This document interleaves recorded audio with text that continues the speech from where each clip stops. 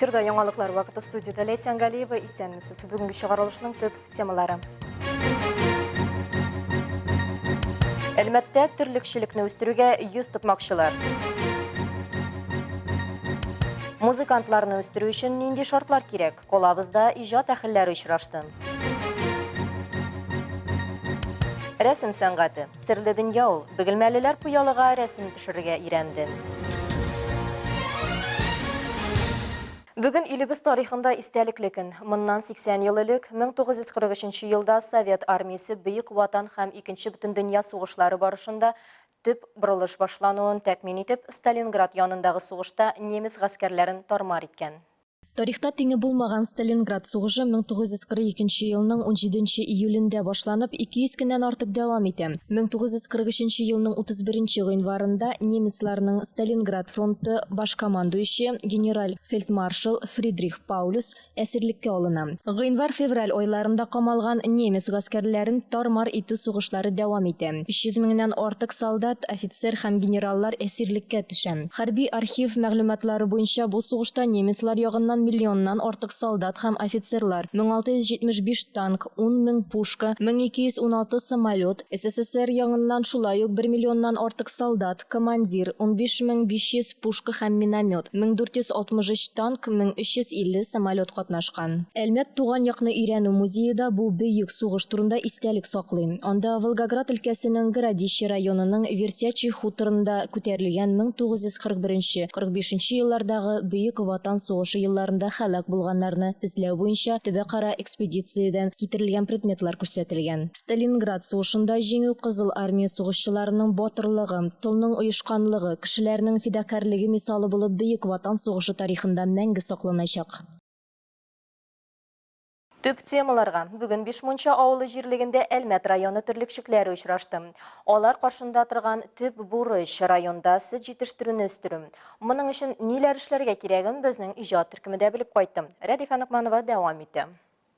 Үзебезнең республика халкын үзебездә җитештерелгән ит һәм сөт белән тәэмин итү республика җитәкчелеге каршында торган төп бурычларның берсе. Шуңа күрә бу хакта Әлмәт районында да уртага салып сөйләшергә булдылар.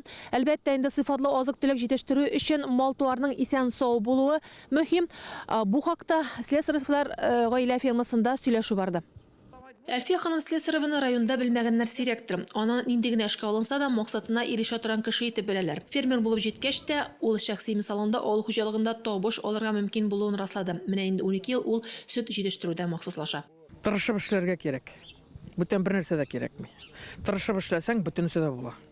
Ашарларына әзерләсәң, чәчсәң, чапсаң, рабочийларыңа зарплатаны вакытында түләсәң, әйбәт иттереп түләсәң, барысы да бара.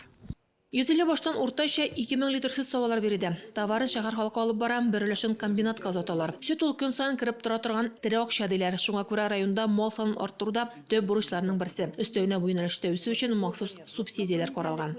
На строительство мини-ферм это 600 тысяч до 8 голов коров. 8 баш терлеккә мини-ферма төзелеше өчен 600 мең сум, 5 башка чаклы терлеккә 300 мең сум субсидия каралган. Моннан тыш тона һәм нәсел үзләре алганда 60-70 меңгә кадәр субсидия алырга була. Это как товарного, так и племенного поголовья в размере 60 и 70 тысяч соответственно. Ел башында район хуҗалыкларында 2120 баш сыер исәпләнә. Узган ел белән чагыштырганда бераз үсеш бар ди идарә җитәкчесе. Хуҗалык алга китсен дисәң, барлык ветеринария таләпләре дә үтәлергә тиеш. Терлекчеләр әнә шул хакта да фикер алышты. Семинарда катнашкан район башлыгы Тимур Нугманов та барлык мөмкинлекләрне кулланып үсү яклы. Рәдифә Нугманова, Рафаэль Сафин, яңалыклар вакыты, Луч, Әлмәт телекомпаниясе. Бүген Әлмәт музыкантларны кабул итте. Музыка клиятендә Казан дәүләт консерваториясе фәнни мәгариф кластерының күчмә утырышы булып узды. Анда музыка белгечләре әзерләү мәсьәләсе каралды.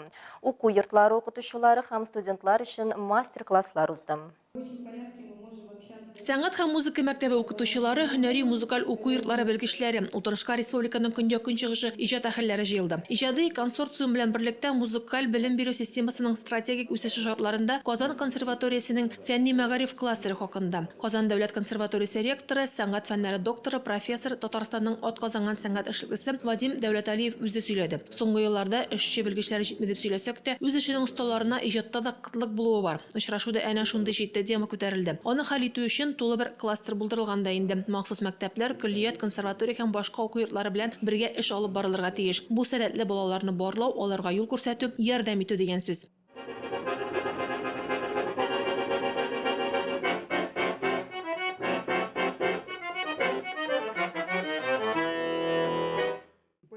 Казан дәүләт консерваториясе профессоры, Татарстанның атказанган артисты Әбүзәр Файзуллин Әлмәт музыка көллиятендә даими көтелгән кунак. Аның дәресләре студентларга осталыкта үсәргә ярдәм итә. Бу юлы да ул укытучыларга һәм студентларга файдалы остахана оештырды. Мондый мастер-класслар көн дәвамында фортепиано, балалайка, барабанчылар өчен дә узды. Биюченең итәге бии-бии кыскара, биючегә сүз әйтмәгез, бии-бии остара. Халык тапмагында әйтелгән бу сүз бигрәк тә музыкантларга кагыла. Чөнки һәр мастер-класс, һәр шушында очрашу һәм һәр бер дәрес аларның профессиональ яктан үсешенә китерә. Радифа Нугманова, Рафаэль Сафин, яңалыклар вакыты, Луч, Әлмәт телекомпаниясе. Бөгелмә шәһәренең Ярослав Гашик музейында пыялага буяп рәсем төшерү буенча мастер-класс булып узды.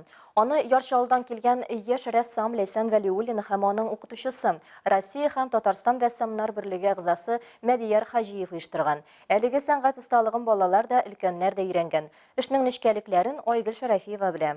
Балалар конфет кагазы һәм пыялага үз мозаикасын төшерә. Пыялада буяп рәсем ясау буенча мастер-классны рәссам Ләйсән Вәлиуллина үзенең укытучысы белән бергә оештырган. Балалар башта рәсем төшерү техникасы кагыйдәләре белән таныша. Аннары маркер белән пыялага эскиз төшерә. Аннары гуашь яки акрил краскасы белән буяп рәсем ясый. Соңгы пыялага конфет кагазларын ябыштыралар. Шул рәвешле 3D форматындагы рәсем килеп чыга. Бер картина өчен берничә пыяла кирәк. Менә русларда икона бар. Бездә инде Шамаил булган. Шул халыктан килгән бу техника. Біз инде аны күчердек, хәер пиалада ясап, теге нақыш сәнгатенә күчердек.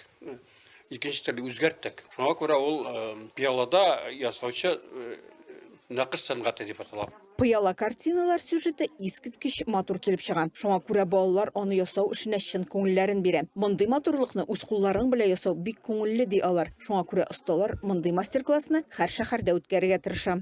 Балалар бу техниканы бик ярата. Менә даже 6-7 яшьлекләр белән без эшлибез. Менә студияда инде. Алар нык тиз тотып алалар, аларга бик ошый. Алар үзләренә алып китәләр, конечно, обязательно монда шул техниканы күрсәтәбез. Алар соңнан өйдә менә любой теманы, бу техникада любой теманы ясап була. Алар өйдә инде соңнан үзләре алып, теге самостоятельно ясыйлар. Пыялага буяп рәсем төшерү мастер-классында балалар гына түгел, өлкәннәр дә катнашты. Ахырда барлык картиналарны авторлар үзләре белән алып кайтып китте. Бу 23 февраль һәм 8 мартта билгеләнеп үтә торган бәйрәмнәр өчен искиткеч бүләк. Айгөл Шәрәфиева, Зирак Сәйдкулов, яңалыклар вакыты, Луч, Әлмәт телекомпаниясе. Спорт яңалыкларына. Регуляр чемпионатның финиш сызыгында нефтяник үз бызында Рязань ВДВ командасын кабул итте. Команда очрашуының беренче минутларын тупасрак үткәрделәр. Бер-берсенә юл ярырга тырыштылар. Беренчеләрдән булып бу бурычны нефтяник уенчылары башкарды. 5-нче минутта кунакларның капкасын Александр Локтев яулады. Соңрак Александрның дублены рәсмиләштерүе каршы команданың алмашуына китерде. Периодның соңгы минутларында рязанецлар яңадан ачыклыкта калгач, штраф 2-нче 20 минутка күчте. Данил Воеводин һәм Николай Богатов тапшырган шайбалардан Максим Салахов 3-0 исәбен ясады. Тәнәфескә кадәр десантчылар алайда исәпне кайтара алды. Капкачы Александр Скрынникны Егор Алешин җиңде. Уенның йомгаклау өлешендә командалар бер-берсен тагын бер кат күңелсезләндерде. 44-нче минутта кунаклар капкасына көчле һөҗүмнән һәм Әлмәт егете Денис Цуканов алка кертте. Кыска вакыт эчендә 51-нче минутта нефтяник капкасын Адель Мингалиев яулап алгач, Рязань ВДВ күпчелеккә ирешә. Уенны башлап җибәргән Александр Скрынник кабат бызга чыкты. Рязаньлылар ахыргача көрәшергә тырышты. Капкачысыз уенга да бер-бер артлы күчтеләр. Әмма нефтяник финал сиренасына кадәр 4-2 исәбен саклап кала алды. Беренче этапның соңгы уены 3 февральдә узачак. Нефтяник химик командасы белән көч сынашачак. Хорошо, что так закончилось. Выиграли игру. Спасибо сопернику за игру. Азагы хәерле булды. Җиңдек. Уен өчен көндәшкә рәхмәт. 0-3 исәбе белән югалып калмадым. Уенны дәвам иттем. Икенче яртысы буенча сөйләшәсе бар, чөнки алай ярамый. Үз кулларыбыз белән уенны бирәбез. Отдаем, как говорится, игры, рисунок. Бүгенге шулар иде. Мин Ләйсән Галиева һәм монтаж операторы Динара Гайнутдинова сезнең белән сау булышабыз. Исән сау булыгыз.